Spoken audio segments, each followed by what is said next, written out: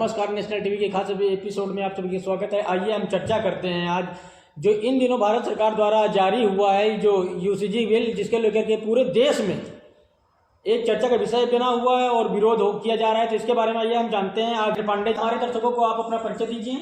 मेरा नाम महेंद्र पांडे है।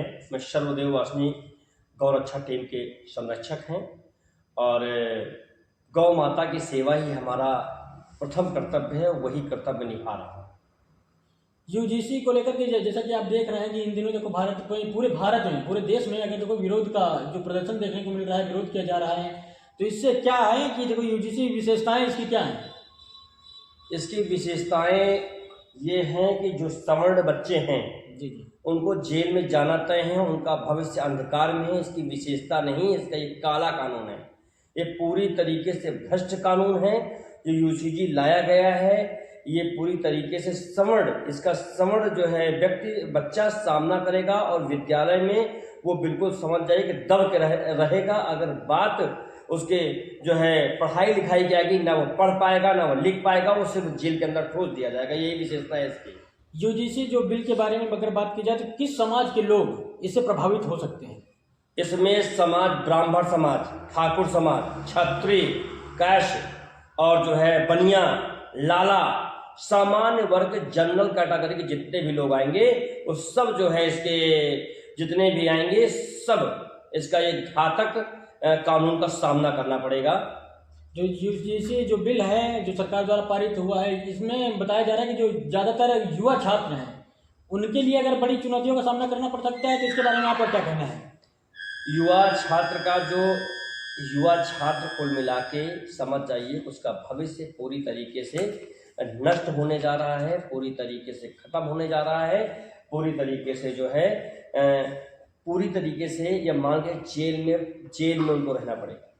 तो युवाओं को यूजीसी बिल से किस तरह से मतलब किन चुनौतियों का सामना करना पड़ सकता है और उनके पीछे के साथ क्या क्या मतलब विपदाएं उत्पन्न हो सकती हैं?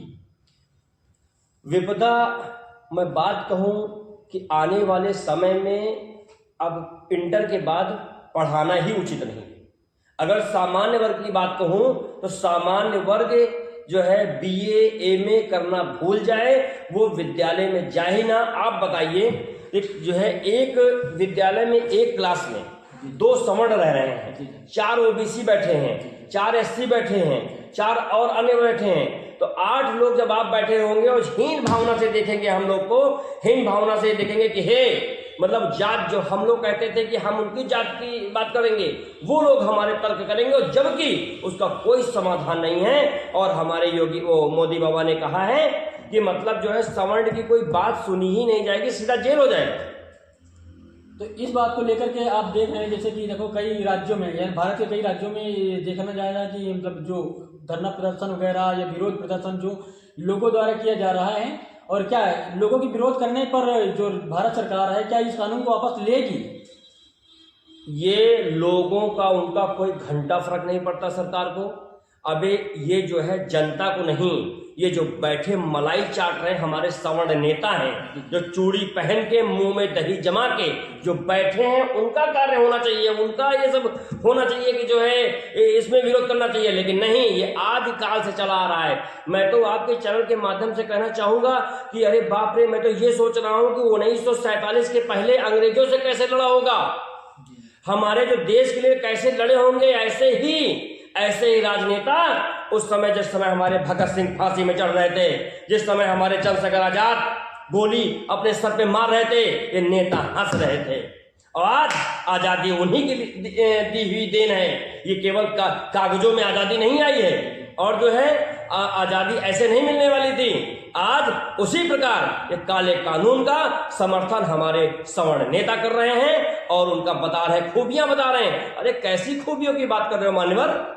हमारा बच्चा महाविद्यालय में जाएगा, विद्यालय में अगर किसी व्यक्ति ने कुछ अगर गलत बोल भी दिया या गलत कह भी दिया तो सीधा आपको 10 साल की सजा हो जाएगी।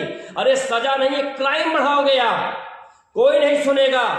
कोई इंसान है, इंसान को उतना सताओ जितना अच्छा लगे, नहीं तो ये कानून क्राइम को बढ़ावा दे रहा है, जो जातियों में बांट रहा है।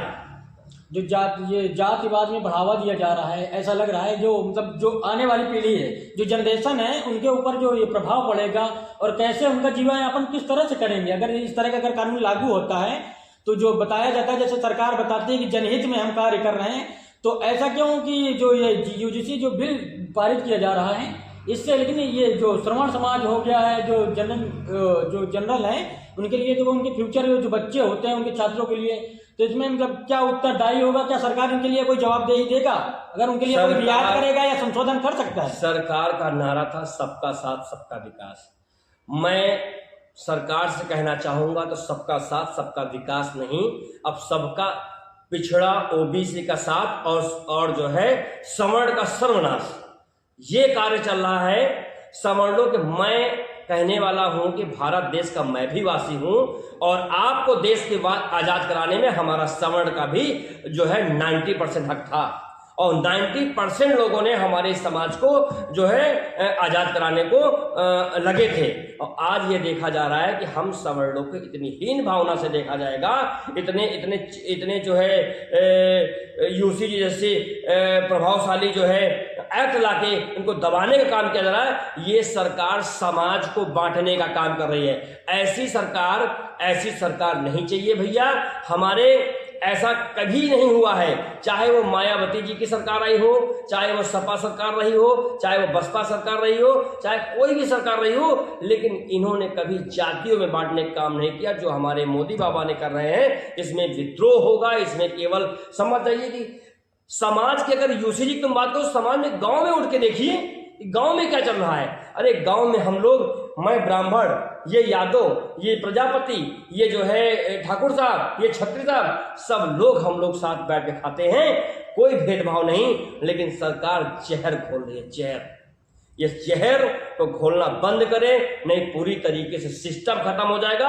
और बीजेपी 70 साल में नहीं आ पाई थी, अब 700 सालों में नहीं आएगी, ये जान लीजिए। जैसा कि बताया जा रहा है कि जो पहली बार ऐसा हो पाया है कि अगर भारत सरकार ने कोई कानून जारी किया है, जो भारतीय जनता पार्टी ने, जो डबल इंजन की सरकार बताई जाती है, और इनके द्वारा अगर जारी किया गया, पहली बार ऐसा हुआ कि जो ये कानून पारित किया गया है यूजीसी, तो इसमें इनके ही जो कार्यकर्ता हैं भारतीय जनता पार्टी के, ये भी विरोध पर आमादा हैं, विरोध करने पर ये उतर आए हैं। इसका क्या कारण है? मैं तो पूरे जीवन जब से होश संभाला है, मेरा परिवार होश संभाला है, मेरे परिवार के रहने वाले गिरीश नारायण पांडे जी 1991 से उन्होंने भाजपा समझ लो, उनका विधायक बने, फिर कैबिनेट मंत्री बने, उसके बाद जो है फिर विधायक बने। पूरे जीवन उन्होंने भाजपा को समर्पित किया और उन्हीं के खून हैं, उन्हीं के वंशज हैं, उन्हीं के लोग हैं जो आज हम लोग जो हैं बीजेपी से जुड़े थे। लेकिन आज लग रहा है कि बीजेपी के हम लोग जुड़ के बहुत बड़ा पाप किए थे, बहुत बड़ा ऐसा कानून। अरे बच्चे, मैं तो जीवन में रहूं ना रहूं, लेकिन मेरे बच्चे कहेंगे अगर पापा विरोध आपने क्यों नहीं किया था, इसलिए विरोध कर रहा हूं। ये ऐसा काला कानून, इसको वापस लेना चाहिए। और जब से होश संभाला था मैंने बीजेपी को वोट दिया, लेकिन अगर ये वापस नहीं लेंगे, पूरे जीवन वोट नहीं दूंगा और ना दिलाने दूंगा किसी को। जो जैसे कि आप देख रहे हैं, इन जनरेशन के समय पर जो देखो न्यू जनरेशन है, इससे पूरी तरीके से प्रभावित हो चुकी है और जगह जगह धरना प्रदर्शन किया जा रहा है। उसके बाद क्या अगर आपको लगता है कि इसमें देखो कोई विचार करे कि भारतीय जनता पार्टी की जो केंद्र सरकार है, क्या करना चाहिए? अगर सरकार उनको चलानी होगी तो विचार करेगी और ये कानून को वापस लेगी, वापस न तो सुधार करेगी। कम से कम कहने का मतलब यह है कि लड़ाइयाँ छात्रों में तो होंगी ही होंगी। अगर हम लोग 4 लोग बैठे हैं तो लड़ाइयाँ होंगी तो हम कहाँ जाएंगे? जैसे समाज की लड़ाई होती तो कहाँ जाते हैं? हम लोग पुलिस जाते हैं। अगर कोई दरोगा भ्रष्ट निकला तब तो न्याय नहीं मिलेगा, लेकिन अगर कोई दरोगा समझदार मिलेगा या फिर उसके ऊपर अधिकारी समझदार होंगे तो बीच समाज की लड़ाइयों को समझौता कराते हैं वो लोग, पुलिस वाले। लेकिन अगर कॉलेजों की लड़ाई होगी और कॉलेजों में मान लो बच्चे में लड़ाई हो गई तो मैं हो ही गया, तो क्या सीधा 10 साल की जेल हो जाएगी? अरे कैसा कानून?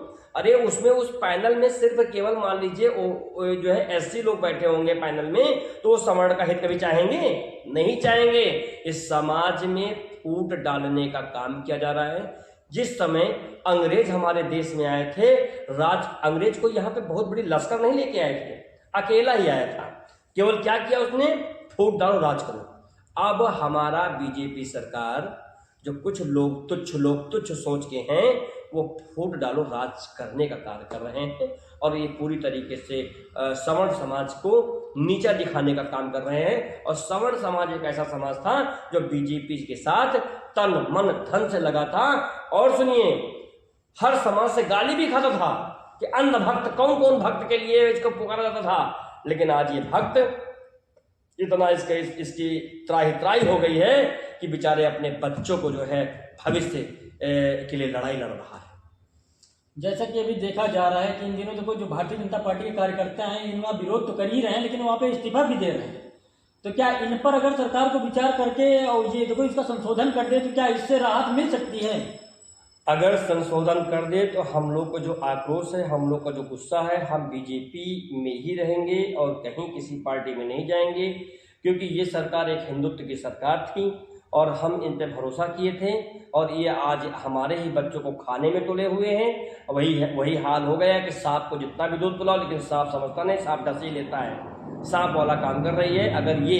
अगर जो है ये बिल को वापस ले लेते हैं तो सारे जितने भी सिस्टम चल रहा है सब सामान्य हो जाएगा।